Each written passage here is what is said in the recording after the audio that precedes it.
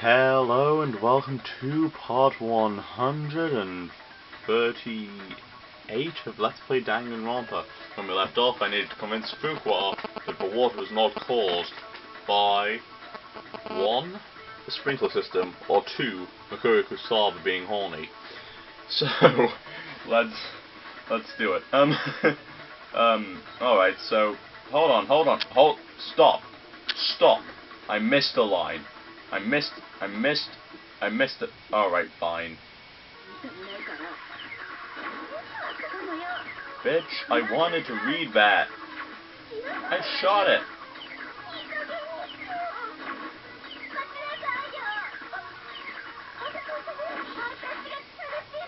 Fuck.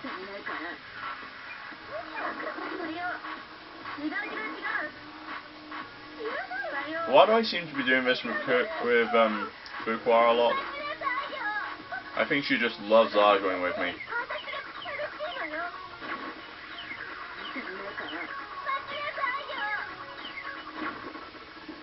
Fire the kill shot.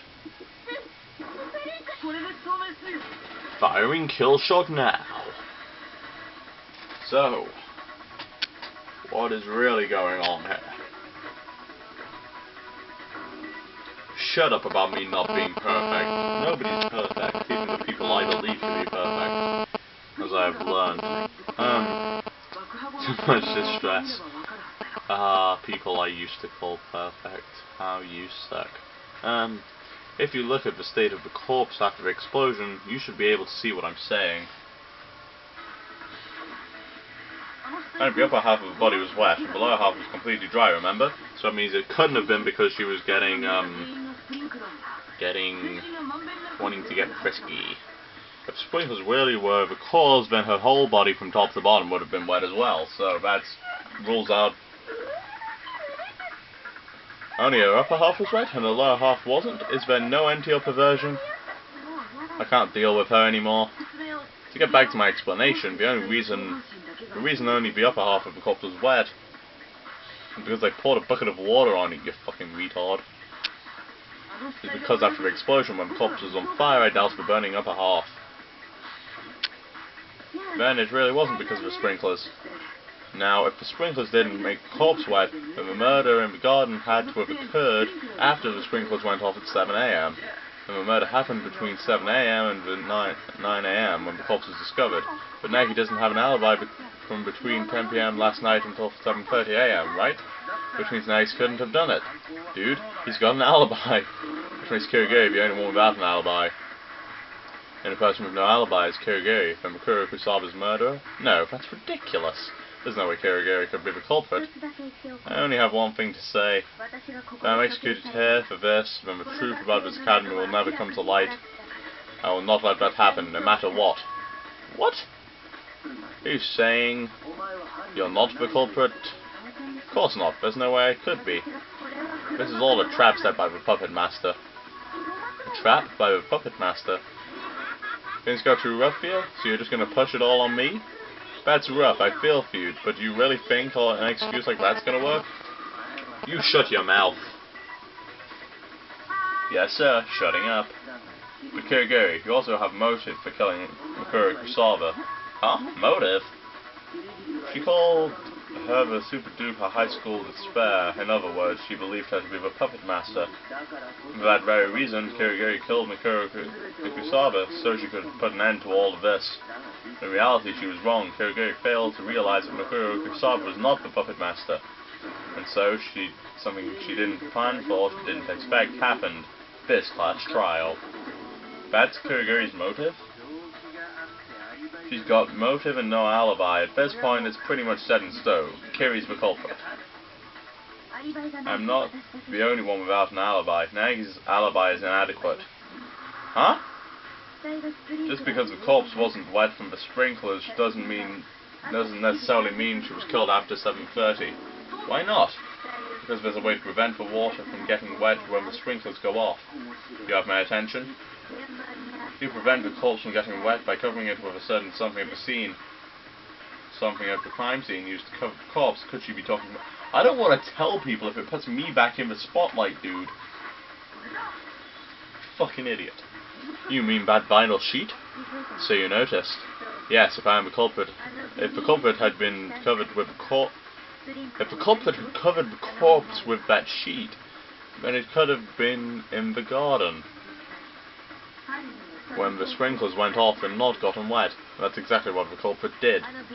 The way that sheet is spoiled corroborates that. The fact that only one side of the sheet got dirty is because that side was facing the sprinklers. The other side, which was facing the corpse, did not get wet, so it didn't get dirty. In other words, the culprit used this vinyl sheet to prevent the sprinklers from getting the corpse wet. And for what reason would they go so far just to prevent the corpse from getting wet? Most likely so they could make us believe the murder occurred at a different time than it actually did. So they would be able to make themselves an alibi, much like Nagi just did. Crap. Why would you say that, Kirigiri? Why would you try to make it look like I did it? No, now's not the time to be thinking about that. If that vinyl sheet was really used in the way Kirigiri said it was, that means it came in contact with a corpse, right? Which was covered in blood. It made direct contact with the blood. Surely. No, that doesn't make sense. What about it doesn't make sense? At this rate, everyone's going to think I did it. I don't have time to figure out what Kirigiri is thinking. I just need to blow a hole in a claim.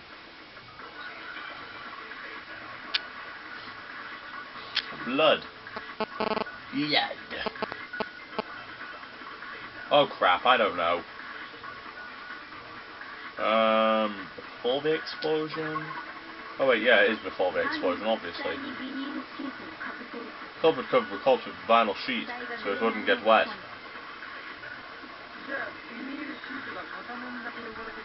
It was only dirty on one side because that side got wet in the sprinklers. But the other side of the sheet wasn't even a little bit dirty, because the sprinklers didn't get that side wet. That side was facing the corpse. So of course it stayed clean, dude. No! Gotcha, bitch! Break! Perfecto! I wonder how many different languages I've said perfect in over the course of this Let's Play. No, it doesn't make sense for only one side of the sheet to be clean. Remember, before the explosion, the blood on the body still hadn't dried. The army even said that if we touched it, we'd get our hands dirty. If the sheet had been used to cover the body, there's no way it wouldn't have gotten blood on it.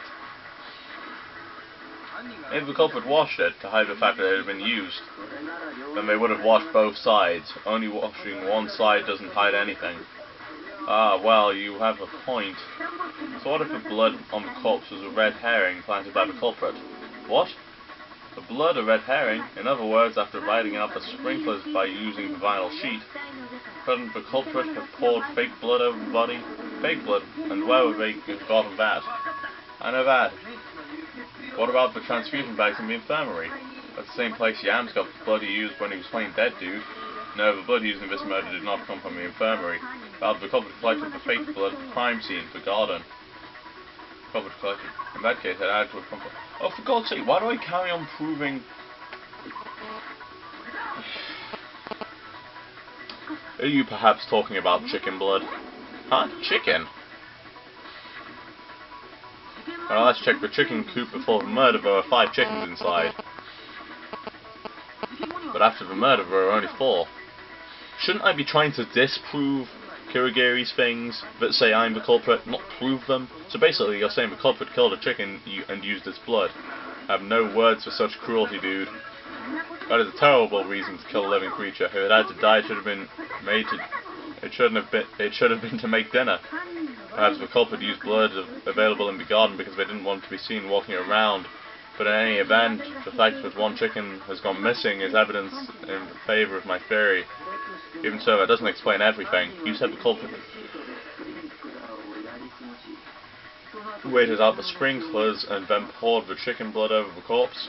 If they'd done that, some of the blood should have spilled onto the ground around the body. But that wasn't the case, only the corpse's clothes were bloody.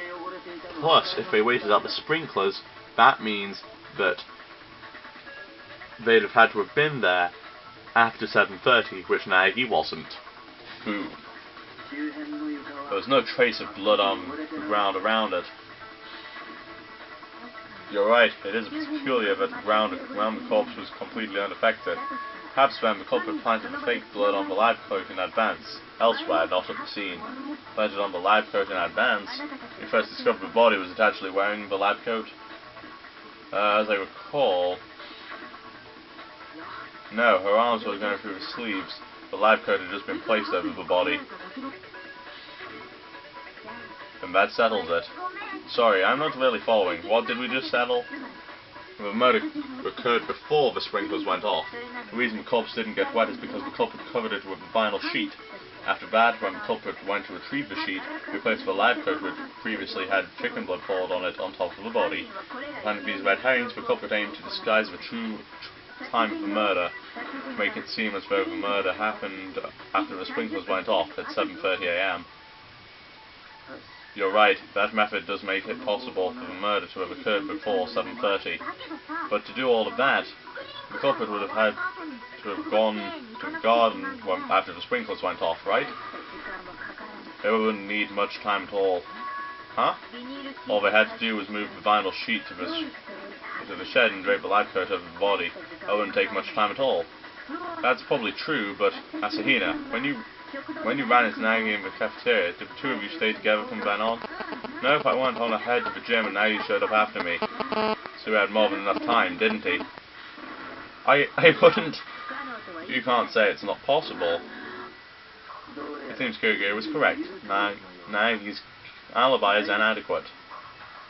Surely in that case you could make the argument that the entire thing was done by Fuqua in the genocide of personality, or some shit, as well, in that time. I know it's not perfect. In the end, oh crap, I ended up being a suspect, but why? Why is Kirigiri trying so hard to corner me like this? Why?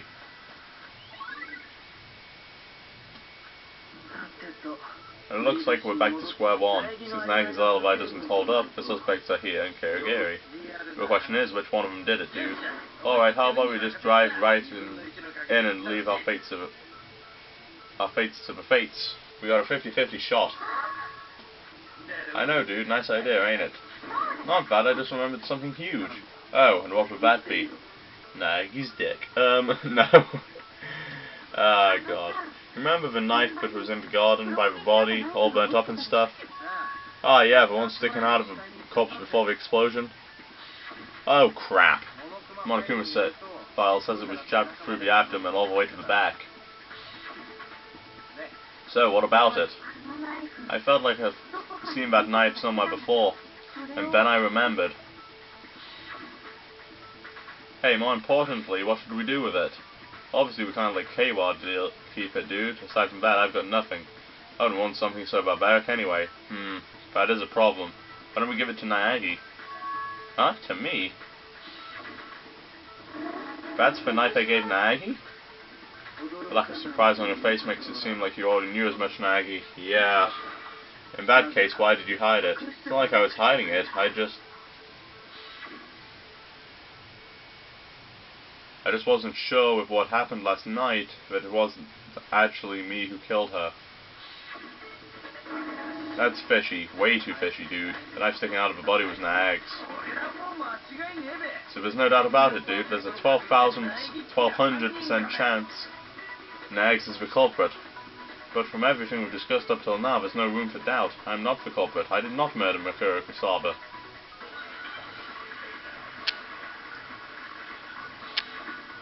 Non-stop debate. What about it? Oh crap, I'm fucked. I don't know. The knife used to stab Mikuro Kusaba is the same knife I gave Naegi, yeah. So I was right, wasn't I? The fact that Naeg's had that knife... Oh crap. Means he's the culprit, dude. Why does it mean I'm the culprit? Just because the knife was given to me? Because the knife wound was the cause of death. There's no question about that, dude. You took that knife and you plunged it right into her. Carter, Nagy, you're a fearful man indeed. Crap. When we were talking about red herrings, we were determined the live coat was placed over the body after the vinyl sheet was removed by the stab. Oh, I get it now.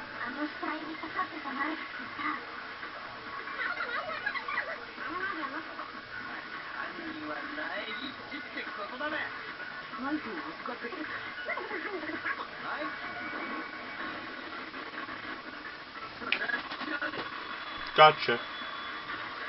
And I think I did perfect on there again, even though that one I wasn't too sure of beforehand. Thank you, Nagy. Your little blue typing made me realise what it was.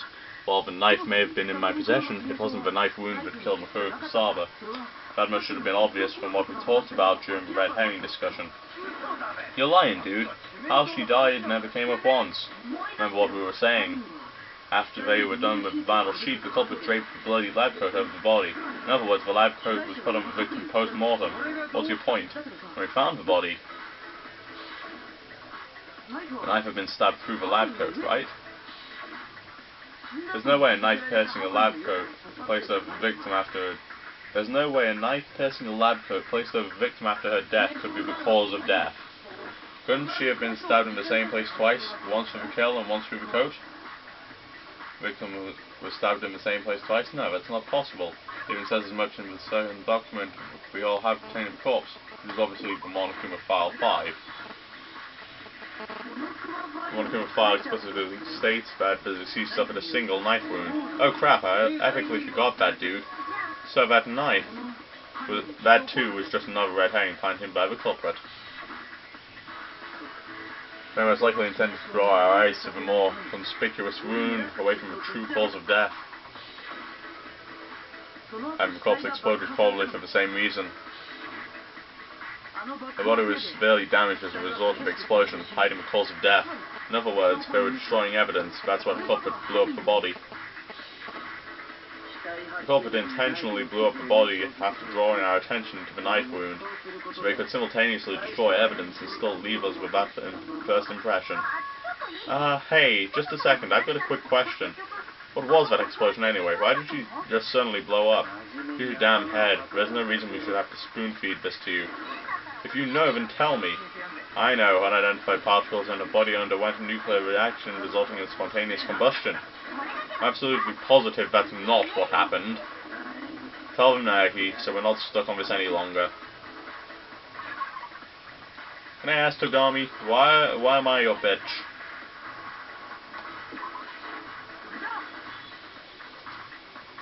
You remember the small fragments on the ground by the body after the explosion? Those fragments were the cause of the explosion. I feel like I recognize those from somewhere. Of course you recognize them. They're the bomb. When we were disassembling Monokuma, Hagakure pulled a bomb from inside Monokuma. Those are the fragments of that bomb. And that explosion was Monokuma's bomb? In any event, it's obvious now that what the culprit's objective was. The culprit built Naegi up as a suspect by making it look like the knife wound was the cause of death. The only person who would benefit from doing that is the remaining suspect, Yuko Kirigiri. Hold on a second, Togami. What? You have a problem? There's still more we need to talk about. We still don't know how Mikuru Kusaba died, for example. You're right. I would actually like to know too. In the end, what actually killed her? Sure, why not? Then let's continue. Not that when all is said and done, it'll change anything. Well, to see how that discussion goes, join me for the next episode, because I am about done with my time. So I'm afraid I'm out of here for today. So, next episode on the top right, previous on the top left. And until next time, folks, see ya.